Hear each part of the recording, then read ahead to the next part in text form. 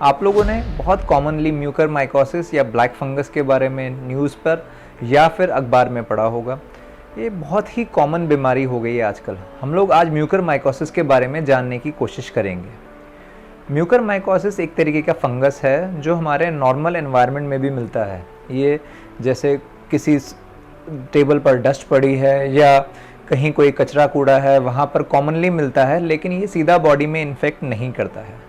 Mucormycosis का जो infection है वो नॉर्मली उन पेशेंट्स में होता है जिनकी इम्यूनिटी कम है। ऐसे पेशेंट्स जैसे कि डायबिटीज़ वाले पेशेंट्स हो गए, किडनी डिजीज़ वाले पेशेंट्स हो गए, या वो पेशेंट्स जिन्हें लॉन्ग टर्म तक कोई स्टेरॉइड या ऐसी दवाई चल रही है जिससे उनकी इम्यूनिटी पर असर पड़ रहा है। अब आपका सवाल ये होगा कि आजकल के टाइम में कोविड के दौरान इतने सारे म्यूकरमाइकोसिस या ब्लैक फंगस के पेशेंट्स क्यों मिल रहे हैं। दरअसल उसके कुछ कारण हैं। पहली चीज़ ये कि एक अनजुडिशियल यूज़ ऑफ स्टेरॉइड्स हो रहा है, यानी कि पेशेंट्स को बहुत ज़्यादा स्टेरॉइड्स दिया जा रहा है, क्योंकि कोविड की डिजीज़ की वजह से कई पेशेंट्स में साइटोकाइन स्टॉर्म नाम की एक दिक्कत होती है, जिसकी वजह से बॉडी में सडन इन्फ्लेमेशन का सर्ज यानी कि सूजन का सर्ज आता है। उस सर्ज को कवर करने के लिए आपके फिजिशियन आपको स्टेरॉइड की दवाई देते हैं और अनफॉर्चुनेटली वो स्टेरॉइड की वजह से ये म्यूकरमाइकोसिस का ग्रोथ बढ़ता है। ये उन पेशेंट्स में ज़्यादा होता है जो ऑलरेडी डायबिटीज़ के पेशेंट्स होते हैं और उन्हें स्टेरॉइड दिया जाता है तो उनकी शुगर सडनली शूट अप करती है, जिसकी वजह से उनमें दिक्कतें ज़्यादा होती हैं।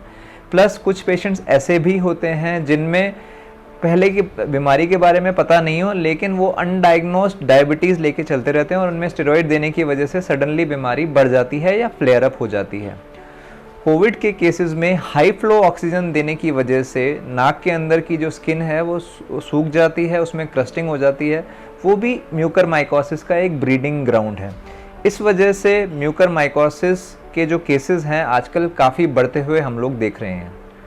म्यूकरमाइकोसिस के सिम्टम्स की हम लोग बात करें तो पहला जो सिम्टम होता है वो ये होता है कि मरीज़ को नाक के अंदर स्टफीनेस लगती है। ऐसा लगता है कि नाक मरीज़ को भरी भरी। इसके अलावा नाक के अंदर क्रस्टिंग हो सकती है, नाक के अंदर से खून आ सकता है, मरीज़ को चेहरे या आँख के आसपास वाले हिस्से में स्वेलिंग आ सकती है, नाक में से बदबू आ सकती है या फिर बदबू वाला डिस्चार्ज निकल सकता है। ये सब ऐसे साइंस हैं जो हमें गाइड करते हैं कि मरीज़ को म्यूकरमाइकोसिस की शिकायत हो सकती है। कुछ केसेस में ये जो बीमारी है कॉम्प्लिकेटेड हो जाती है, जैसे कि बीमारी कभी कभार आँख में चली जाती है जिससे मरीज़ को देखने में दिक्कत होती है, धुंधला दिखाई देता है या फिर एक ही चीज़ डबल डबल दिखाई देती है। ये भी कुछ साइंस हो सकते हैं म्यूकरमाइकोसिस के। कई बार कुछ केसेस में ये जो बीमारी है वो दिमाग के अंदर भी जा सकती है। उसके लिए भी बहुत सारे सिम्टम्स मरीज़ प्रेजेंट कर सकता है, जैसे कि दौरे पड़ना, घबराहट होना, चक्कर आना, मरीज़ को उल्टियाँ आना बार बार। तो ये सब कुछ सिम्टम्स हैं जिन्हें हमेशा हमें ध्यान रखना चाहिए। स्पेशली वो पेशेंट्स जो इनका या तो कोविड का इलाज हो चुका है या फिर जिनका ऑलरेडी कोविड का इलाज चल रहा है। म्यूकरमाइकोसिस के ट्रीटमेंट की हम लोग बात करें तो ये जो ट्रीटमेंट है दुनिया भर में एक ही तरीके से किया जाता है। पहली चीज़, क्योंकि म्यूकरमाइकोसिस एक फंगस है वो अंदर गलाव पैदा करता है, अंदर की हड्डियों को, मांस के टुकड़ों को ये गला सकता है। उस गलाव को साफ़ करना ज़रूरी है। वो गलाव हम लोग साफ़ नहीं करेंगे तो म्यूकरमाइकोसिस की जो दवाई है उसका असर नहीं आएगा। इस चीज़ को हम लोग मेडिकल टर्म्स में डेब्राइडमेंट बोलते हैं। डेब्राइडमेंट एंडोस्कोपिकली यानी कि दूरबीन की सहायता से किया जाता है और ये आपके जो नज़दीकी ईएनटी सर्जन है वहीं कर पाएंगे। एक बार बीमारी को निकाल दिया जाता है, उसके बाद माइक्रोस्कोपिक लेवल पर जो बीमारी बची हुई होती है, माइक्रोस्कोपिक लेवल पर जो स्पोर्स बचे हुए होते हैं, उन्हें ख़त्म करने के लिए मरीज़ को एंटी फंगल दवाइयाँ दी जाती है। उनमें सबसे ज़रूरी जो दवाई है वो है लाइपोसोमल एम्फोटेरिसिन बी।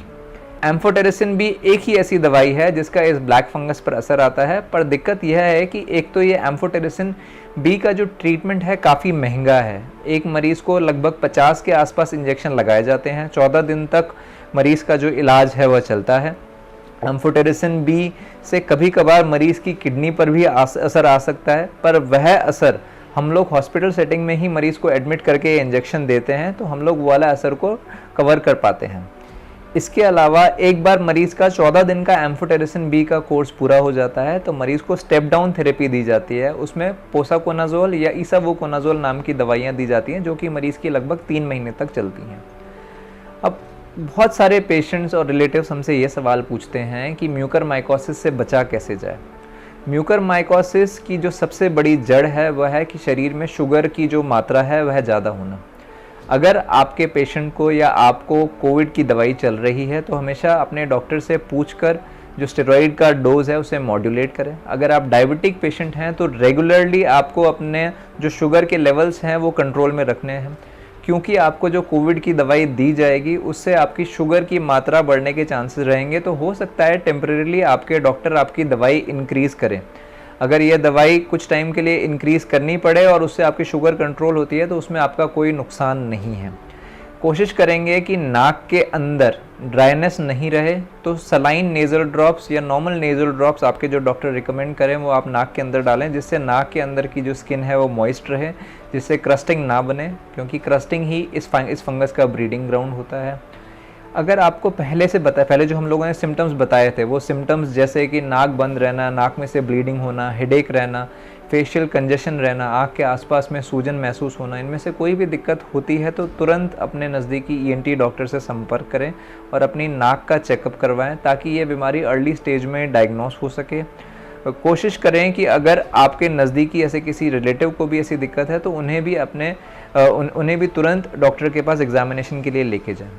यह बीमारी का ट्रीटमेंट संभव है, लेकिन जब तक हम लोग इस बीमारी को अर्ली स्टेज में नहीं पकड़ते हैं तो बीमारी के कॉम्प्लिकेशन होने की संभावना थोड़ी सी ज़्यादा है।